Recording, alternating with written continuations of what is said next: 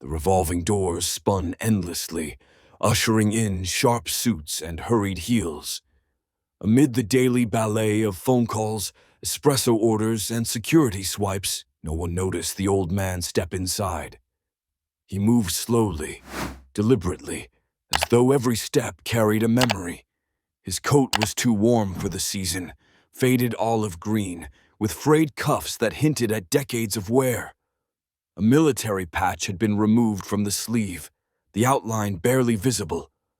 In his left hand, he held a battered leather folder, scuffed, soft at the edges, and bound with a worn elastic loop. The building soared above him, glass, steel, and silence. Monitors flickered with stock tickers and company slogans. Riker Tech, shaping tomorrow. He didn't look up. He didn't need to. He had seen enough buildings like this built, brick, by people no one ever remembered. He walked past the digital receptionist station, ignored the blinking touchpad. The front desk caught movement in the corner of their eye and glanced over, then did a double take. "Excuse me, sir," the young woman said, her voice polite but edged with caution. "Can I help you?" The man nodded once and eased into a cushioned chair in the far corner of the lobby. He didn't ask for assistance, didn't demand to speak to anyone. He just sat, folder resting in his lap, hands folded calmly over it. His eyes scanned the floor, then the people, but never lingered long. As if he were memorizing details he didn't need. He said only one thing when approached again. "I'm waiting for Jason Riker." The receptionist blinked. "Do you have an appointment?" "No." She hesitated. "May I tell him who's waiting?" The man gently tapped the folder. "He'll know." It was the kind of answer that made no sense and yet demanded no further explanation. So she called security, quietly, just in case. Around him, executives passed by without a glance. Interns darted toward elevators, and glass conference rooms buzzed with pitches and projections. The man never flinched. He sat as if he had all the time in the world, as if he had waited longer than this building had existed. And perhaps in a way, he had. The front desk hummed with quiet concern. From behind her monitor, Lily leaned toward her coworker, whispering, "He's still there. 45 minutes now." "No ID, no name, just says he's waiting for Jason Riker," the other replied, eyebrows pinched. "Doesn't even check his phone. Who does that?" Lily glanced back at the old man. He hadn't moved much. His hand still rested on the leather folder like it contained something sacred. His eyes weren't blank, but focused, watching everything and nothing all at once. Security had already done a discreet walk-by. Twice. Gerald, the floor supervisor, finally stepped in. His stance was casual, but his eyes scanned the man's boots, the cut of his jacket, the way he sat upright with military stillness. "Excuse me, sir," Gerald said, voice even. "We need to verify who you are." The old man looked up for the first time. His gaze was calm, deep, not challenging, just steady. "I'm not here to cause trouble." Gerald nodded once. "I understand, but we'll need some ID, company policy." The man opened the folder just enough to pull out a folded envelope. He offered it without a word. Gerald took it, cautious. The envelope was addressed in crisp block letters. To Jason Riker. Personal. No return address, no sender. Just the name. And something about it made Gerald pause. "Do you have a name we can give Mr. Riker?" he asked. The man shook his head slightly. "No need. He'll know." The response made no procedural sense. Gerald hated loose ends, especially in a building filled with tech billionaires and NDAs tighter than drumskins. He handed the envelope back. "Wait here." He returned to the desk, murmured into his mic. Upstairs, the executive assistant to the CEO shook her head. "Mr. Riker is preparing for the launch. No disturbances." Gerald sighed. What if it's family? The assistant paused. He doesn't have any. Meanwhile, whispers spread through the lobby. A delivery guy slowed his pace. A pair of interns glanced over from their lattes. Why won't he leave? Who just waits for a CEO like that? Still, the old man didn't seem to notice or care. His eyes had drifted to a plaque on the wall listing the company's founding partners. One name stood out, Elias Riker, founding advisor. He gave the slightest nod, as if confirming he was in the right place. On the 41st floor, the air was sharp with urgency. Assistants darted between glass offices, murmuring updates and finalizing decks. Conference room lights flickered on as board members took their seats, their faces taut with anticipation, caffeine, and capitalism. Jason Riker stood before the full-length mirror in his office, adjusting the cuffs of his tailored suit.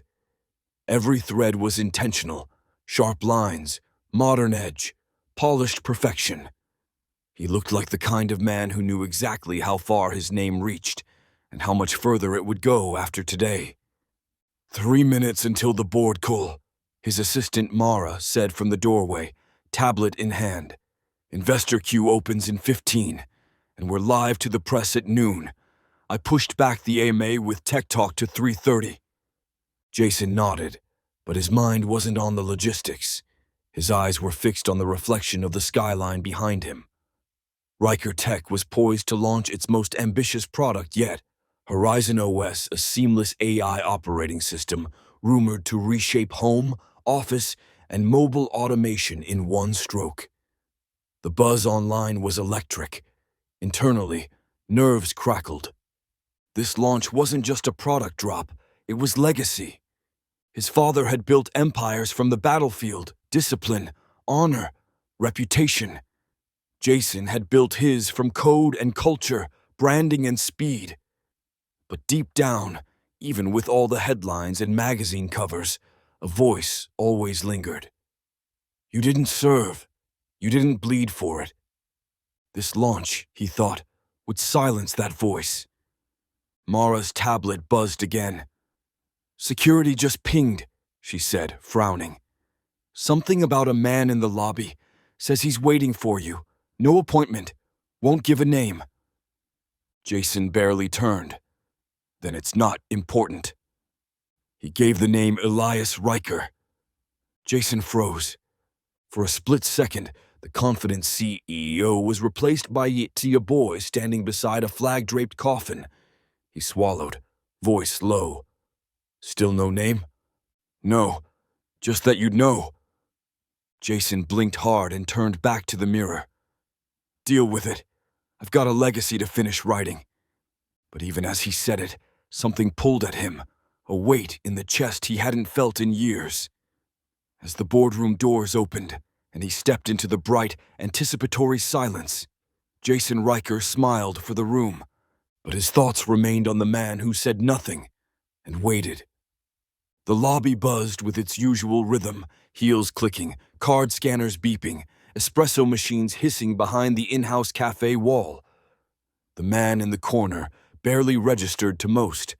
A few gave him polite nods, the kind reserved for janitors or delivery drivers, acknowledgments without curiosity. Others walked past him as if he were a coat rack.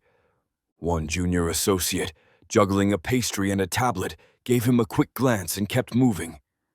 Her eyes lingered for just a second too long, puzzled, but not enough to ask. The front desk had already explained it away. Just a visitor waiting to be picked up. Still, there was something off about him. Not threatening, just still. He didn't fidget, didn't look at his phone. He just sat, eyes occasionally flicking up when the elevator doors dinged, scanning the faces that exited. Then, as always, his gaze returned to the polished marble floor beneath his boots, as if searching for something long buried there. An intern named Zoe, fresh from college and still naive enough to care about things beyond her job description, approached him during a coffee run. "Excuse me, sir," she said softly. Would you like something warm? Coffee? Tea? He looked up at her. For a moment, she felt as though she'd just addressed a monument. His eyes weren't tired. They were practiced, eyes that had seen more than her entire graduating class combined. But there was no coldness in them. Coffee would be kind, he said, voice like gravel smoothed by time. She smiled and walked away, heart strangely full. When she returned, he took the paper cup in both hands, nodding once. Thank you. You're welcome, she replied, suddenly unsure if she should say more. She didn't. Just walked back to her desk with a strange feeling she'd just brushed past something historic. Around her, the whispers continued. A few chuckled behind screens. Probably here for a lawsuit, someone muttered. Looks like he walked in off the street, another added. But the man in the corner didn't react. He didn't sip the coffee, just let the heat warm his hands.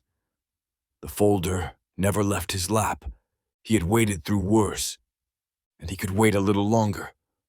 The folder was no larger than a notebook, its leather cracked and softened by years of handling. Scuffed corners curled slightly, and the once deep brown now bore the muted patina of time and weather. He held it close, not protectively, but with the reverence of a man who knew exactly what it contained and what it meant. No one asked about it. No one dared. But if they had, they'd have seen what was inside. Tucked neatly in its interior pocket was a letter. The paper had browned slightly, but the envelope remained sealed. Written in steady, careful ink across the front were 5 words. To Jason Riker. Personal. The handwriting was sharp, military, the kind of script that demanded clarity in the dark. Below it, folded in perfect thirds, were 6 documents, one with an old military crest, another marked confidential, declassified. Some were creased with age, bearing stamps and serial numbers few today would recognize, discharge papers, commendations, a field citation signed by someone whose name now belonged to history books. There were photos too, black and white, edges curled. One showed a squad of young men in fatigues, crouched in a muddy trench, all grit and youth and shadowed eyes. Another, a child, dirt-smeared and staring into the camera, held in the arms of a man barely older than the boy. The man in the photo wore the same face, now sitting in the lobby, only younger, tighter, unlined by decades. One photo, smaller than the rest, was more worn, creases from being folded and unfolded 1,000 times. It showed a smiling soldier shaking hands with a general in front of an American flag, eyes bright with the thrill of having survived. But the letter, that was the reason he'd come. The final promise made to a dying friend. A message meant for a son, never delivered, never forgotten. Not until today. He looked down at the folder again, brushing his thumb along the edge. He wasn't nervous, just waiting for the right time. Waiting for the moment that man upstairs would come down and finally understand that some debts don't fade with time. They only grow heavier until they're handed over. The snow had turned to mud, and the mud had turned to blood. Winter in Korea wasn't measured by temperature, but by silence. How long the gunfire stopped, how deep the stillness sank between screams. Smoke curled low over the hills as Private First Class Thomas Reed crawled beneath a shattered bridge, breath clouding, rifle clutched tight. They were clearing remnants, searching for any wounded, any whispers of life left behind in the ruin. Most found nothing but ghosts. Then he heard it, a whimper, small, scared, human. He lowered his weapon, inching forward, boots silent over broken stone.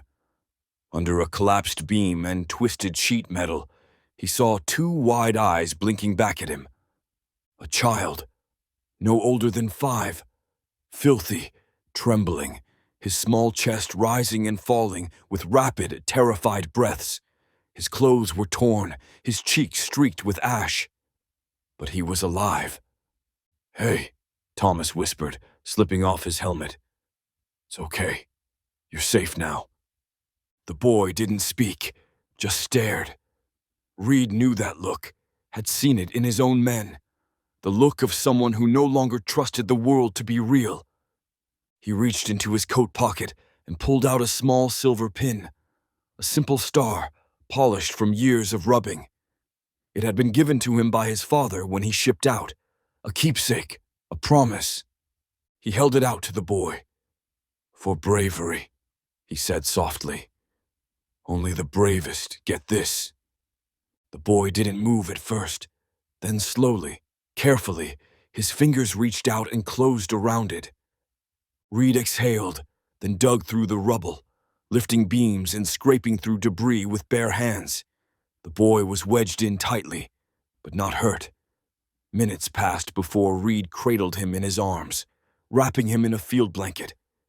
Gunfire cracked again in the distance, but Reed didn't flinch.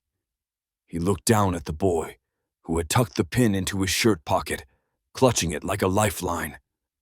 Back at the field tent, a medic asked who the child was. Reed simply said, "Doesn't matter. He's ours now." He never saw the boy again, but he never forgot those eyes. Or the pin. Somewhere in the chaos, he'd left a piece of himself behind. And now, 70 years later, that piece was walking back through the front doors of a corporate skyscraper, ready to be remembered. The clock on the wall ticked past 10 o'clock a.m.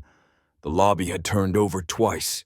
Morning meetings, early lunches, a parade of visitors with badges and purpose. But the old man in the corner remained, unmoving, the folder still resting on his lap like it was part of him. Lily, the receptionist, tapped her headset and dialed up again, her voice low and slightly hesitant. "Hi, it's Lily at front desk.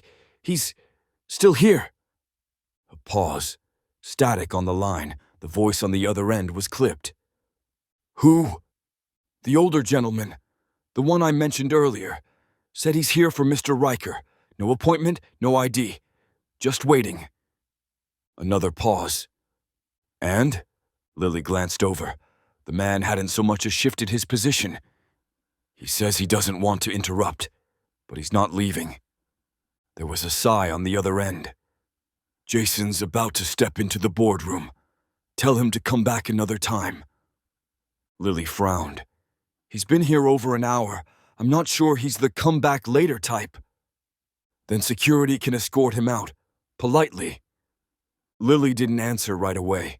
Something about this didn't sit right. The way the man sat, not with impatience or entitlement, but stillness, like he'd waited in more important places for far more important things. "I'll let them know," she said finally, ending the call. She didn't move right away, just sat at her desk watching him. He caught her glance, gave the faintest smile, and then looked away. Not rude, not expectant, just patient. It unnerved her, not in a frightening way, but in the way you feel when someone doesn't fit the pattern, when they aren't performing the usual dance of modern life. No phone, no tapping foot, no watching the door every 30 seconds. Just presence. She leaned over and murmured to her coworker, "He's still here." Maybe he's confused, dementia or something. Lily shook her head. "No, he's too aware, too clear." And still he waited. No demands, no questions. Just waiting for a man who didn't even know he was downstairs. Gerald, the head of security, had seen plenty of odd cases in his 15 years on the job. Protesters, paparazzi, rogue ex-employees. But this one had him uneasy, and he didn't like that feeling. He adjusted the radio on his hip and made his way across the marble floor, his boots echoing as he neared the old man in the chair.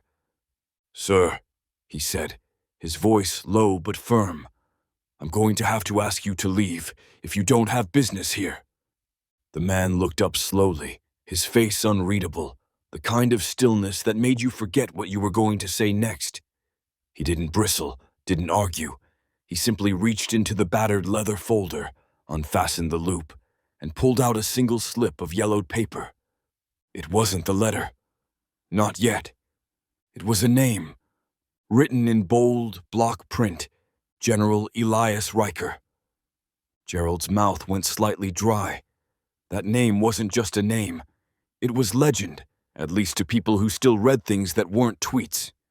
Elias Riker, decorated war hero, father of Jason Riker, deceased almost 2 decades now. Gerald blinked, his tone softening. That's the CEO's father. The man gave a small nod. Are you family? No, the man said quietly. Just keeping a promise. Gerald stood there, eyes flicking from the name on the paper to the man's face. There was no hint of performance, no signs of mental decline or confusion. Only purpose. Quiet, unwavering purpose. Give me a moment, Gerald said, already reaching for his earpiece. The man tucked the paper back into the folder with care, as if it were made of glass. Then he rested his hands over it once more and resumed his wait. As Gerald walked back toward the front desk, a younger guard leaned over. You gonna ask him to move? Gerald shook his head. No, not yet. Why? Because some people don't need credentials, he muttered, eyes narrowing. Sometimes a name is enough. Gerald stood behind the reception desk, his hand still hovering near his radio, the name echoing in his head like a bell. General Elias Riker. He remembered it now, barely, like a fading headline from a long-forgotten paper. But it clicked into place all at once. The dedication ceremony a decade ago. The documentary that aired one Veterans Day. The black-and-white photo of a stern-eyed officer shaking hands with the president. Elias Riker wasn't just Jason's father. He was the General Riker. A war hero with a stack of medals and a legacy so ironclad it had helped launch his son's first funding round. The name still carried weight in certain rooms, and here, in the lobby of the company his son built, sat a man holding that name like it was a passport into the past. Gerald opened the internal database on his tablet and typed quickly. Riker, Elias, next of kin, estate contacts. Nothing useful. Too old. He glanced again at the old man, still seated in silence, still patient. Are we escorting him out? The younger guard beside him asked. Gerald shook his head, jaw clenched. No, not yet. He didn't explain further. He couldn't, not exactly. There was just something about the man's presence, about the steady way he'd said, just keeping a promise. People who made promises to men like Elias Riker didn't show up for nonsense. They didn't show up to beg or threaten. They came because they had something to deliver. And they waited as long as it took. Gerald turned to Lily. Call up again. Tell them he's here for Elias Riker, not just Jason. Lily looked at him, startled. They'll say he's dead. Doesn't matter, Gerald said. Make the call anyway. He looked back at the man in the chair. Somewhere in the concrete and glass of this towering place, the past was knocking. And whether Jason Riker was ready for it or not, Legacy had walked through the door, and it had taken a seat. Around the corner from the lobby, a team of junior developers huddled over screens in the company lounge, nursing cold brew and debugging code. The room was alive with casual chatter, all of it orbiting the product launch. No one noticed the tension building just a floor below. Did you hear there's some old guy waiting for the CEO? One asked, scrolling through the internal Slack. Probably a shareholder who thinks he's entitled to something, another snorted. Happens every quarter. A few shrugged, uninterested. The startup world moved too fast to worry about anyone who didn't move with it. But in the back corner of the room, Troy Lynn, systems analyst, former Army Reserve, 38 and quietly older than the rest, froze at a name that popped up in the Slack thread. Elias Riker. He put down his drink. Wait, what did you say? One of the devs looked up. Some guy downstairs said he's here about Elias Riker. You know, Jason's dad or something. Troy's jaw clenched. The Elias Riker? The dev blinked. Was that a real person? Troy didn't answer. He reached for his phone and searched the name. A few articles popped up. Old, dusty-feeling pieces from military sites and archived interviews. One photo stopped him cold. A group of grim soldiers posed in front of a battered helicopter. In the center, a younger Elias Riker. Just behind him, partially shadowed, another man. Face aged now by time in Troy's imagination, but unmistakable. The man sitting in the lobby. Troy stood up. That's not just some guy. Dude, what are you talking about? Someone asked, annoyed. Troy grabbed his badge and headed for the elevator. That man served with Elias Riker. That means something. No one followed. Most of the employees upstairs had never heard of the general. They knew Jason, the visionary, the disruptor. But the foundation he stood on, the legacy he rarely mentioned, was slipping into obscurity, buried beneath algorithms and market caps. But to those who did know, Elias Riker wasn't just a man. He was myth, muscle, memory. And whoever was waiting downstairs wasn't there for attention. He was there for something much heavier. The soft crackle of the security radio broke the still hum of the 41st floor. Mara, standing outside the boardroom with her tablet balanced in one hand, tapped her earpiece. Repeat that? Gerald's voice came through, low and steady. This is Gerald. You might want to come down here, ma'am. She sighed, glancing at the closed door behind her. He's about to go in. I know, Gerald replied. But the man in the lobby isn't just anyone. He's carrying documents connected to General Elias Riker. That name. Mara stiffened. You're sure? As sure as I can be without clearance. He showed me the name. Said he's here keeping a promise. Mara hesitated. Jason didn't like surprises. He hated disruptions even more. But Gerald didn't call up for nothing. If he said might want to come down, it meant something was already unfolding, whether they liked it or not.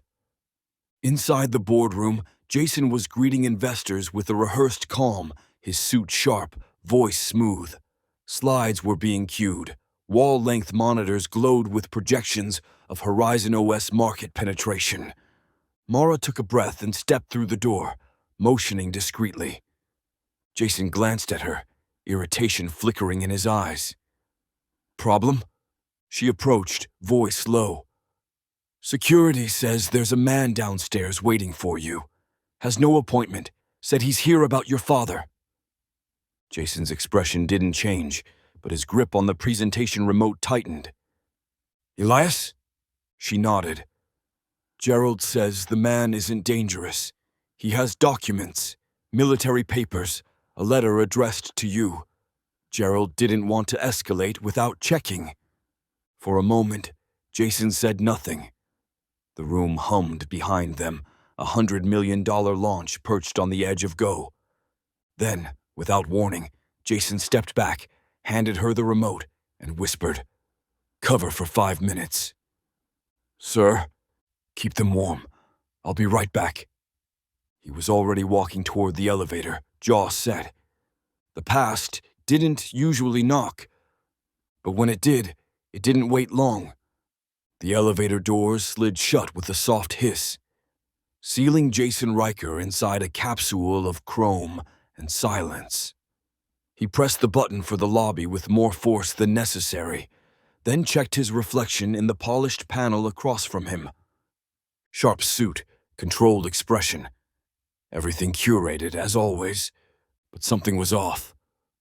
He tapped his phone screen, half expecting a message, a calendar update, some explanation. Nothing. Just a countdown to the live investor broadcast flashing in red. 1832.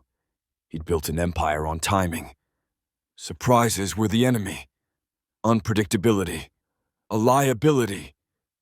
He stared at the numbers above the elevator doors as they counted down. Floor 38, 37, Elias Riker.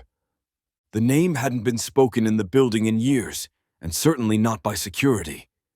His father wasn't part of the Riker tech narrative, not publicly. Jason had made a calculated decision to keep that story quiet. Less war hero, more tech prodigy. He had earned this, after all. Built it without riding anyone's coattails.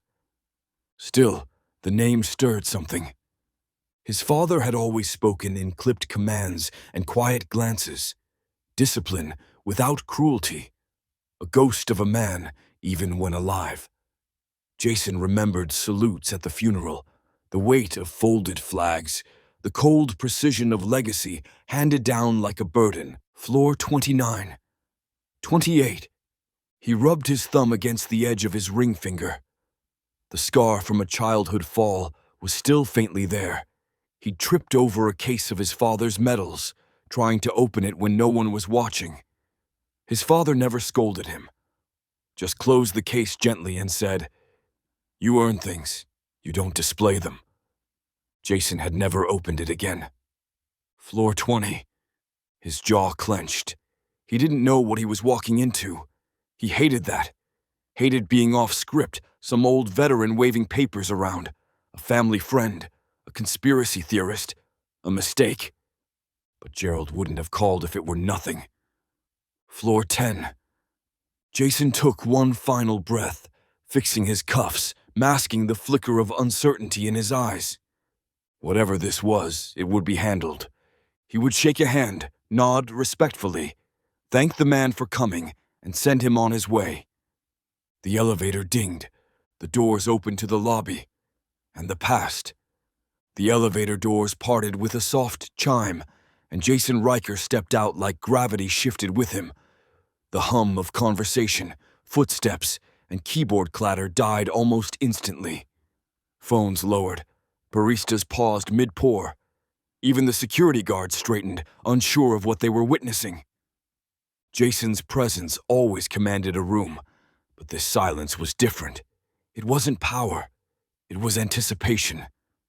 Across the lobby, the old man rose slowly from his chair, the folder still tucked beneath one arm, his posture straight despite the years carved into his spine. He didn't step forward, didn't speak. He just stood, as if waiting for something that had finally arrived. Jason froze mid-stride. The buzz of the boardroom, the pressure of a billion-dollar launch, all dissolved in a heartbeat. His eyes locked onto the man. No name yet, no explanation, but something in his chest lurched like a gear slipping out of place. He knew that face, not from the news, not from the company archives, from a photograph. Black and white, tucked in the back of a drawer he hadn't opened in years. A photo of his father in fatigues, flanked by men whose names had never made it to footnotes. One of them was this man, older now, but unmistakable. Jason took a single step forward. His mouth parted, but no sound came. His breath caught. And then something astonishing happened. The old man lifted his chin, just slightly. A subtle nod, filled with meaning. Jason's shoulders fell. His hand dropped to his side. And in front of dozens of onlookers, with cameras flicking on, fingers poised over send buttons, Jason Riker, the billionaire CEO, tech visionary, media darling, dropped to one knee. No one moved. No one spoke. And the world, for a suspended moment, watched history reach out and touch its future. The phone slipped from Jason's hand and clattered to the polished marble, bouncing once before skidding to a stop. He didn't even glance at it. His eyes were fixed on the man standing before him, the weight of realization crashing down like thunder. For a breathless second, the entire lobby stood frozen, coffee cups suspended midair, elevator doors half open, conversations cut mid-sentence. Jason took one unsteady breath, and then, before anyone could understand what was happening, he bent his knee and lowered himself to the ground. Gasps whispered through the air. The tech titan, who'd stood on stages beside presidents and billionaires, now knelt, head slightly bowed, hand clenched over his heart, as if standing in the presence of royalty. But this wasn't for show. There was nothing performative in the gesture. It was raw, immediate, reflex. The old man didn't flinch. Jason looked up at him, eyes searching. "It's you," he said quietly. He told me about you." A small nod from the man. "I didn't know if you were real," Jason added, voice shaking. The old man reached into his folder with the same care one might use to lift a memory. From within, he pulled a single photograph, faded, creased, but still clear. Two men in uniform, arms slung over each other's shoulders, grinning through dirt and smoke. One was Elias Riker. The other was the man standing before Jason now. Jason's chest rose and fell, his breath catching in his throat. He kept this, on his desk, said you were the bravest man he ever met. "No," the old man said softly. "Just a soldier, like him."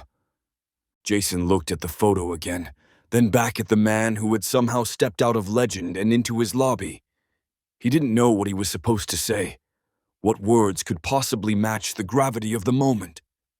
So instead, he remained on one knee, surrounded by silent witnesses, honoring a man whose story had never been told. Until now. Jason's lips parted, but the words came slow, caught in the swell rising in his throat. His voice, usually smooth and measured, the voice that closed billion-dollar deals and calmed anxious investors, broke like a boy remembering his father. "I've seen that face," he said, barely above a whisper. "In photos, on his desk in his footlocker, tucked in a book I wasn't supposed to read." The old man didn't move, didn't speak. He just stood there, steady, the same way he had waited for over an hour in silence. Jason's eyes welled. "He told me about you." The silence in the lobby deepened. A security guard shifted his weight, but didn't speak. The intern near the coffee bar had clutched her phone to her chest, forgetting to hit record. Jason rose slowly to his feet, his eyes never leaving the man's. "He called you the one who pulled him out. Korea, a hillside ambush. He said he never would have made it back if it weren't for you. Said you carried him through hell." The old man gave the faintest nod. "Your father nearly bled out in my arms, refused to close his eyes until he knew the kid hiding under the debris made it out safe." Jason's breath hitched. He looked down, remembering. "A child," he murmured. "A boy he saw beneath the rubble." "He gave him a silver pin," the old man said, tapping his coat pocket. "Said he was brave."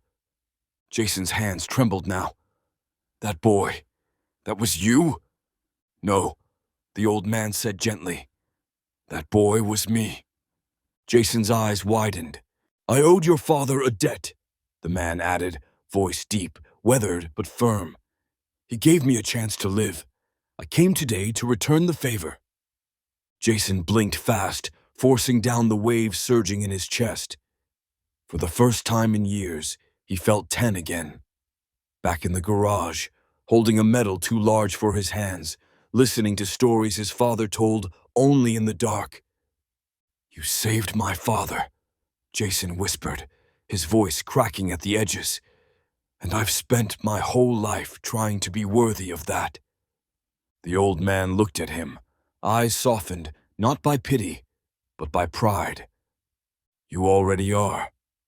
The snow fell sideways that night, carried by winds sharp enough to slice through bone. The mountains were dark, alive with distant gunfire and the crack of radio static, but none of it mattered to Private Thomas Reed. His focus was narrowed to the blood seeping through the uniform of the man slumped over his shoulder. Captain Elias Riker. They had been ambushed 2 hours prior. The patrol had scattered in the confusion, and Riker had taken a round just beneath the ribs. Reed had dragged him behind a crumbled stone wall, holding pressure to the wound with one hand, rifle clutched in the other. Riker had tried to stand, ordered him to leave. Reed hadn't answered. He just tightened his grip. When the evac chopper was canceled due to weather, they were told to stay put. Wait, hold out. Reed didn't. Instead, he hoisted Elias onto his back and started walking. The terrain was brutal. Frozen hills, debris, mortar craters. He slipped twice, tore open his own palm, catching himself on broken wire, but he didn't stop. Not once. Riker drifted in and out of consciousness, whispering things that made no sense, sometimes calling out names that weren't there. At mile 4, Reed's boots were soaked through with melted snow and blood. At mile 7, he saw movement on the ridge. Hostile. He dropped to his belly, cradling Riker in his arms, barely breathing. For 10 minutes, they lay still, snow piling on top of them like a shroud. At mile 9, Riker's eyes fluttered open. "You leave me," he mumbled. "Orders?" "You're not my orders," Reed replied. At mile 11, they reached the safe zone. The medics swarmed him. Reed wouldn't let go until one of them touched Riker's wrist and said, "Pulse is weak, but steady."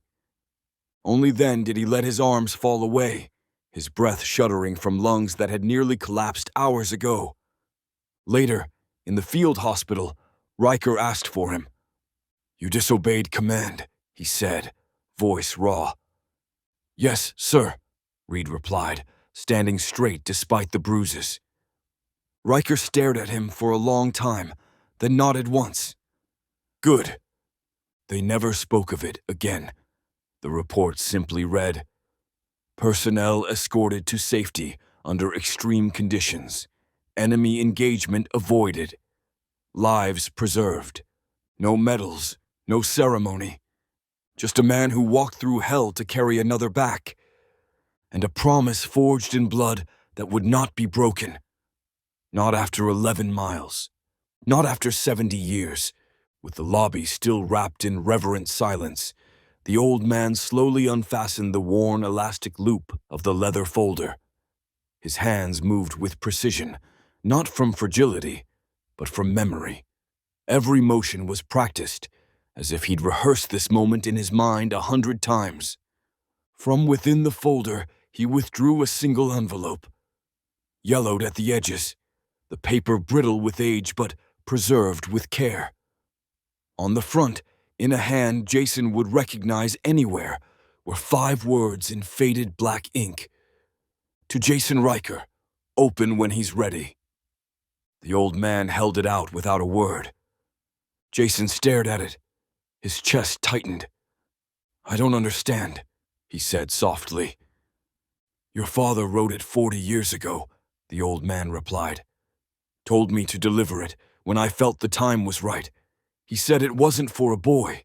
It was for the man you'd become." Jason reached out, fingertips brushing the envelope as though afraid it might vanish. When he took it, the paper crackled softly under his grip. The handwriting, steady, sharp, unmistakably his father's, hit him like a blow to the chest. "Why now?" Jason asked, his voice raw. The man looked him straight in the eye. "Because today, your name is on 1,000 screens. People see your face, your company, your vision. But he wanted to make sure you saw his heart before you forgot where it all started." Jason blinked fast, tears welling again. His father had been many things. Stoic, private, hard to impress. He'd spoken in actions, not affection. But this letter, this moment, it shattered every wall Jason had carefully built around his memory. He held the envelope against his chest, unable to speak. "He never stopped being proud of you," the old man added. even when he didn't say it, especially then. A murmur rippled through the lobby, people whispering, cameras quietly clicking. But none of it mattered, because in that moment, Jason Riker was just a son holding the final words of a father he'd never fully known. And he wasn't ready, but he would be. The stillness in the lobby was unlike anything the building had ever known. A space designed for efficiency, for noise, sales calls, elevator chimes, the hiss of espresso machines, now held its breath. Employees lined the perimeter, phones lowered or frozen mid-record. Executives had trickled down from the top floors, their lanyards askew. $1 million meetings momentarily forgotten. Even the janitorial crew, mid-shift and mop in hand, stood silently by the far wall, eyes wide. No one spoke. No one dared. Jason Riker stood at the center, holding the letter like it was carved from stone, his breath shallow, his eyes locked on the old man before him. There was something sacred in the moment, something ancient, like a ritual unfolding in real time. The old man said nothing. He didn't need to. His presence spoke volumes. Behind him, the glowing monitors that usually blared metrics and branding now dimmed in irrelevance. Somewhere on the executive floor, the launch clock ticked forward. Forgotten. Jason slowly turned to the growing crowd. His voice, when it came, was soft, but it carried. "This man," he said, "saved my father's life. Carried him 11 miles through a war zone, disobeyed orders, risked everything, and then disappeared without asking for thanks." People glanced at one another. Someone lowered their phone. Another wiped their eyes. Jason continued. "He delivered a letter my father wrote to me decades ago, a letter I didn't know existed, because my father, Elias Riker, didn't just fight battles on the field. He fought them here," he said, pressing a hand over his heart. "And he trusted this man to pass on what mattered." A long beat passed. Then one employee clapped. Just one. Another joined. Then another. But the man in the center didn't smile. He didn't nod. He simply stood, hands behind his back, the way soldiers do when they've seen the world burn, and kept moving anyway. The applause swelled, but reverently, like a church echoing with a hymn, because what had started as an interruption had become something far greater, a reckoning with history, a reminder of honor, and in that stillness, in that shared breath, every soul in the building understood. They weren't just witnessing a story. They were becoming part of one. The clapping faded, not because the moment had passed, but because it had grown too big for noise. The crowd stood in reverent silence again, phones now held with care instead of hunger. Something sacred was unfolding, and no one wanted to be the one to break it. Jason Riker turned slowly, facing the full lobby.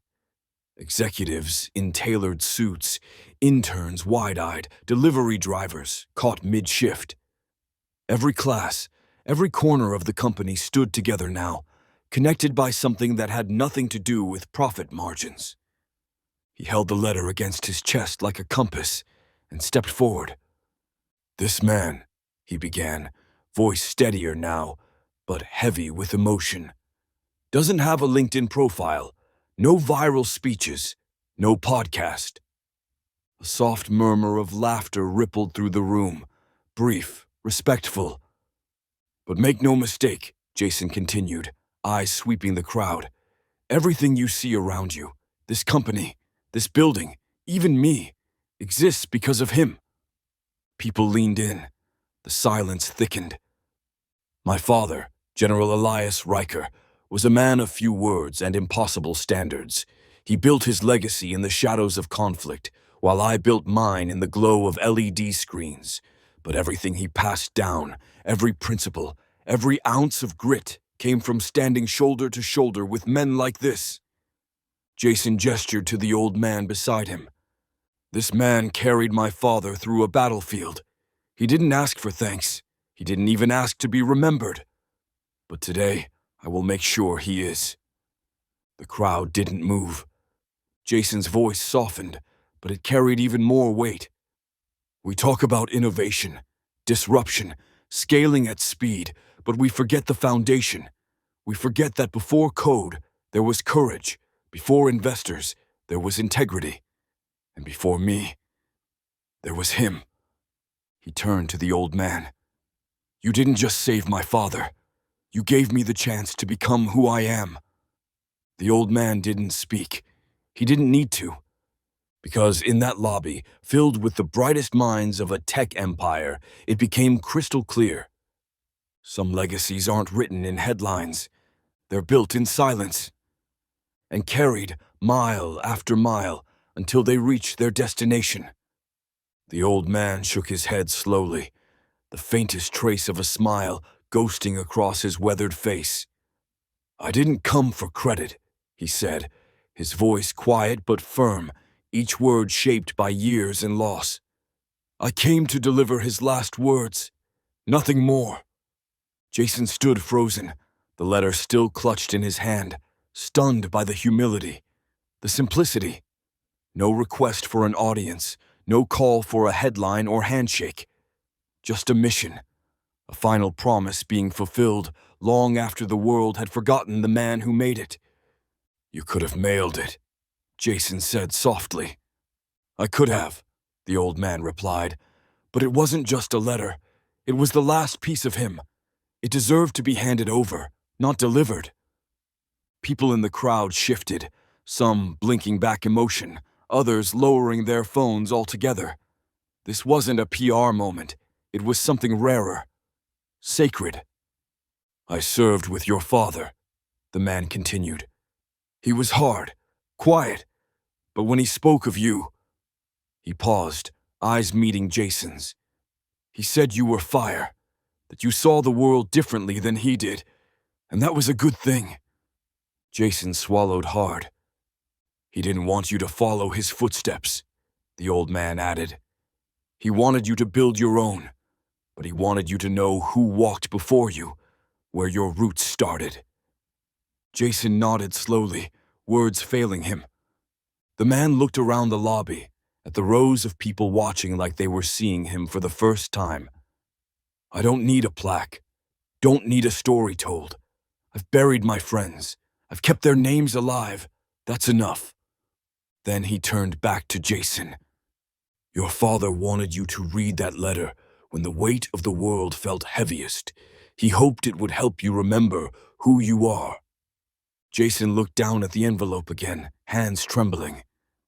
"And now," the old man said, stepping back, "my job is done." But before he could turn to leave, Jason reached out, not to stop him, but to steady himself. "Sir," he said, voice cracking, "I don't even know your name." The old man gave a faint nod. "Doesn't matter." Then he added, "Your father called me brother. That was enough for me." And with that, he stepped back into the silence he came from, leaving behind only the letter and a world forever changed. As the old man turned to leave, a soft voice rose from the edge of the crowd. "Sir, would you tell us the story?" He paused. The voice belonged to Zoe, the intern who had offered him coffee over an hour ago. Her cup still sat on the receptionist's desk, long forgotten, her wide eyes fixed on him with a blend of curiosity and reverence. She stepped forward slightly, as if pulled by something she didn't fully understand. "I don't mean to intrude," she said quickly, nervous. "It's just, we hear about heroes in books or movies, but no one ever tells us the truth. You were there, you knew him. We're taught to innovate and lead, but never where leadership really comes from." The lobby hushed again, the air holding its breath. The old man turned slowly, meeting her gaze. His eyes, lined by time and experience, softened. He looked not at an intern, not at another face in a tech company crowd, but at someone who wanted to listen, and that mattered. "Stories like this," he said, his voice low and even, don't belong in textbooks. They live in memory, in scars, in silence. We carried them because we had to, not because anyone asked. Zoe nodded, but didn't back away. I think we need to hear it, now, all of us. A murmur of agreement stirred around them. Executives, engineers, janitors, designers. Some folded their arms, others stepped closer.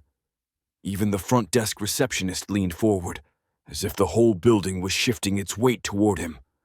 The old man glanced at Jason, who gave a small, almost imperceptible nod. He let out a breath, steady, measured, and looked around the room. All right, he said quietly. I'll tell you one story. He didn't ask for a microphone. He didn't need a podium. He simply sat back down in the same chair where he had waited, folded his hands over the folder once more, and began. And the world leaned in. Upstairs, the launch clock ticked down to 0. Somewhere in the control room, a producer whispered frantically into an earpiece. The cameras were ready. The investors were watching. The digital curtain was supposed to rise. But Jason Riker didn't move. He stood in the center of the lobby, still holding the letter, eyes locked on the man who had just begun to speak. Around him, his staff, his company, waited, breathless. No one moved to return to their desks. No one even reached for their phones anymore. The launch, the press, the fanfare, it had all dissolved under the weight of something greater. Jason stepped forward, the polished launch notes still folded in his jacket pocket.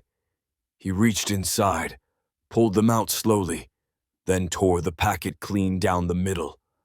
The sound echoed in the marble chamber like a gunshot. Heads turned, gasps rose. Jason held the shredded pages aloft for only a second, then let them drift into the nearest waste bin. Forget the script, he said, his voice strong and clear. Forget the launch. We'll reschedule. What's happening here is more important. The crowd rippled with stunned silence.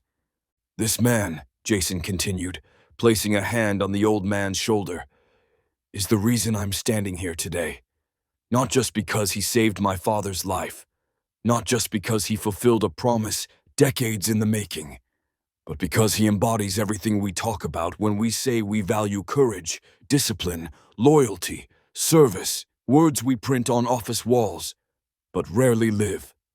He turned toward the assembled crowd. Today we don't launch a product. We honor a legacy. The old man looked up, eyes narrowing slightly. Jason, that's not why I came. I know, Jason said gently. But it's why you're staying. He gestured to the gathered employees, to the film crew now capturing this unrehearsed moment with trembling hands. I want every person here to meet the man who carried my father through a war zone, who delivered his last words, who came with no expectation of recognition, only the hope that a message would be heard. There was nothing flashy, no stage, no banners, just truth. Ladies and gentlemen, Jason said, voice catching just slightly. This is Thomas Reed, decorated veteran, quiet hero, and from this day forward, an eternal part of the Riker legacy. The crowd erupted, not in applause, but something deeper. A collective moment of gratitude. Hands clapped, yes, but eyes welled, shoulders straightened. And for the first time since he walked in, the old man allowed himself a small smile. It wasn't the ceremony he deserved, but it was the one that mattered. Jason stepped aside for a moment, walking to the reception desk where Mara now stood, silent and still. She looked at him as he opened a small drawer beneath the counter, one no employee had ever seen touched. From it, he lifted a small velvet box, its corners sharp, the fabric untouched by dust or time. He turned back to the crowd, the box cradled in both hands like something sacred. My father had this made, Jason said, voice low but steady. Not for the military, not for display. He never wore it, never spoke of it, but he kept it in his top drawer until the day he died. He turned to Thomas Reed, eyes glistening.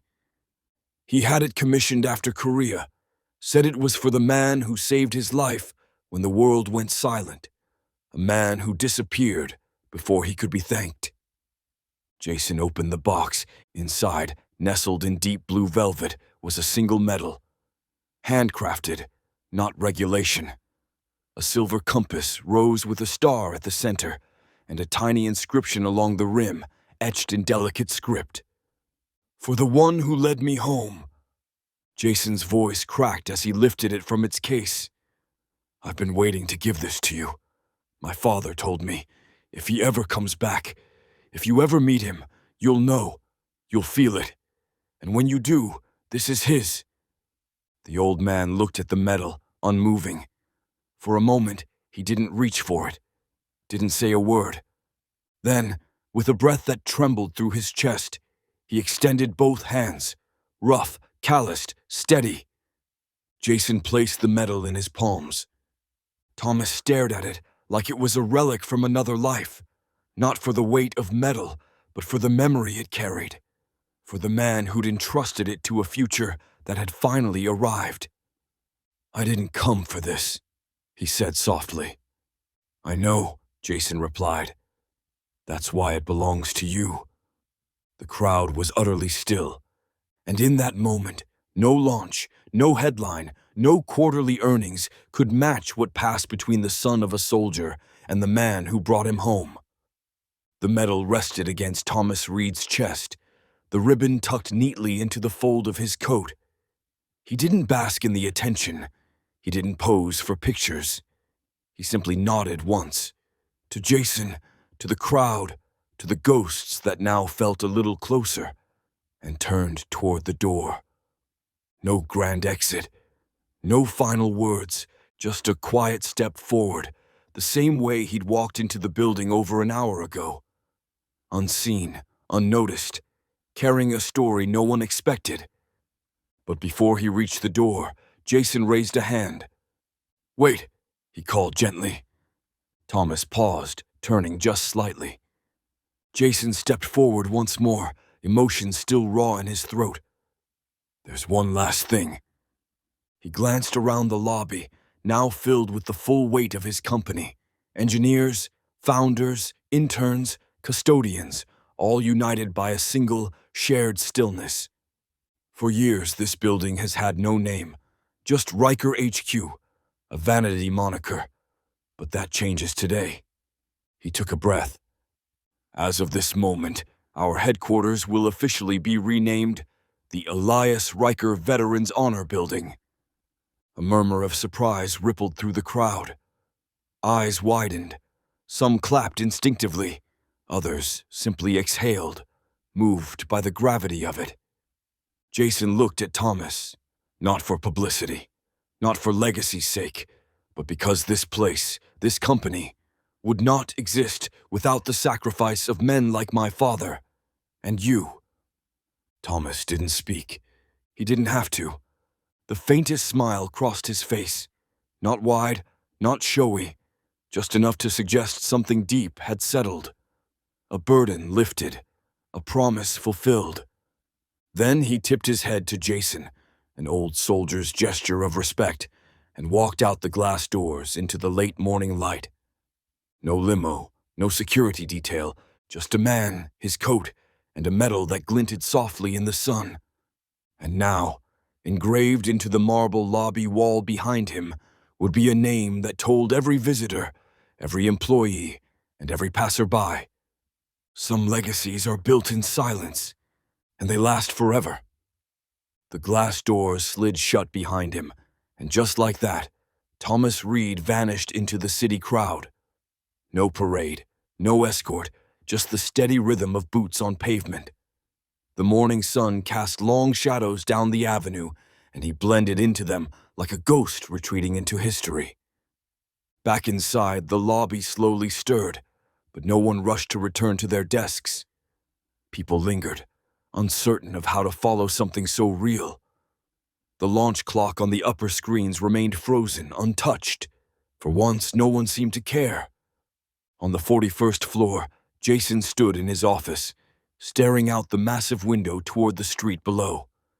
He could no longer see the man, but he could feel what he'd left behind, etched not in profit margins or app downloads, but in something far more permanent. Legacy. He turned to Mara. Update the site. She hesitated. With what? Jason thought for a moment, then opened the encrypted folder his father had kept locked for years.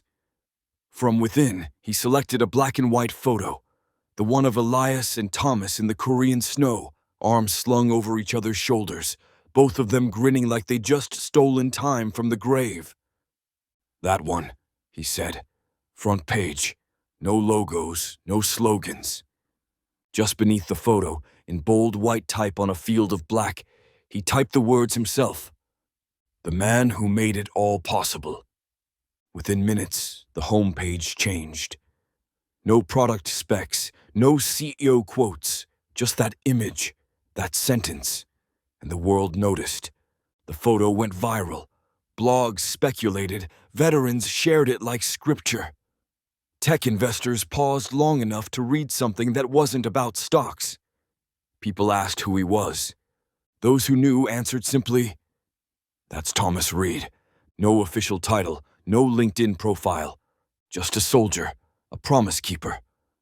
In the weeks that followed, new hires were given more than orientation packets. They were told the story.